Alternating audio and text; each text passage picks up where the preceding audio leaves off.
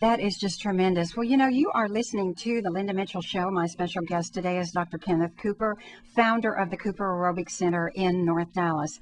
Well, Dr. Cooper, I know that when you left the military, you and Millie, you moved to Dallas and you opened a little office in Preston Center.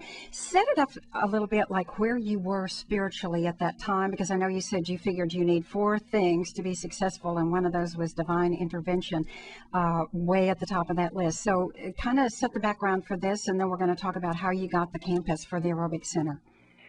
Well, I left the Air Force in 1970 after some 13 years because they wanted me to move on to a position of administration. Mm-hmm. As you mentioned, I've been doing research for at least 10 years in the Air Force, working with the astronaut program and all. And they put me through a year, Master's of Public Health at Harvard, extra year working on exercise physiology. And so my training interest in that area.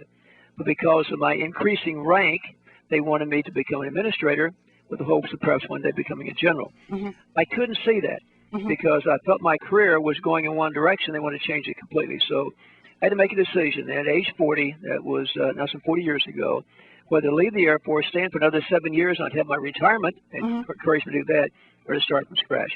And so it did require tremendous prayer over a period of several days for me that we made that final decision. So then we left out on faith, moved from San Antonio to Dallas with a pregnant wife, my son Tyler, who now works for me as a practicing physician here, with my daughter 5 years of age, no place to work, no place to live, and an irate medical society. In fact, even my supportive colleagues said there's no way you can limit your practice of medicine to taking care of healthy people and make ends meet. But what's happened, we've grown that 2 office and 2 employees down in Preston Center to our current location here, as you mentioned, some 30 beautiful acres. We have over 600 employees now, and a database of over 110,000 patients.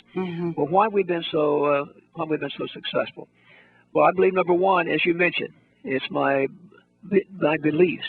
I believe that divine intervention is a major reason I'm here today. That was the reason I left the Air Force, by prayer, divine intervention.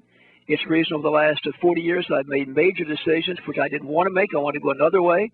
But for some reason, if I'd gone the way I wanted to go, I wouldn't be here today. And so that divine intervention has been a key to my success over the last 40 years. I think that's been the key to, it could be the key to anybody's success. If you let God just take control of your life and let Him direct it, and He knows a lot better how to do that than you do. Oh, absolutely. But no, it was remarkable to see what's happened. As you said, there's 4 reasons why I think we have been successful. The top of that list by far is divine intervention. But number 2 is a fantastic staff. I receive awards, as you mentioned, quite frequently. But I always hasten to say I wouldn't be here today except for the grace of God and a fantastic staff, because the combination of both. Because anything I've done to accomplish professionally, it's been primarily because of the contribution of my staff.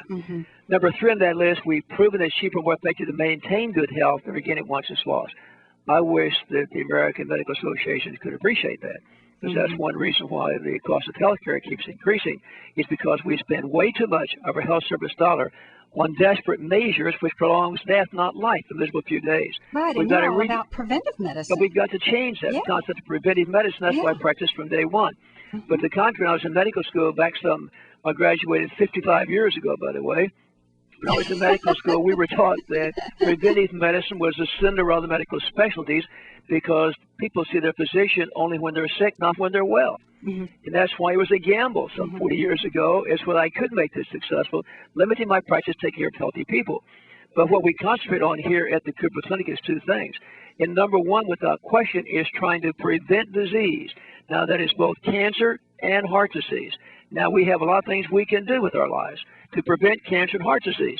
But if we can't prevent those diseases, diagnose them early enough that we can save your life. That happens on a daily basis. Just this morning, I had patients, I'm sure we saved her life, but we picked up here on the treadmill. So again, that's very, very important. And then the 4th reason is if people realize they have a need, you provide a service, they get the results they want, they'll make you successful in any field. Dr. Cooper, I'm going to have to interrupt you right there. We're going to take a short break, and we will be right back with Dr. Kenneth Cooper from the Cooper Aerobic Center. I'm Linda Mitchell, and you're listening to The Linda Mitchell Show.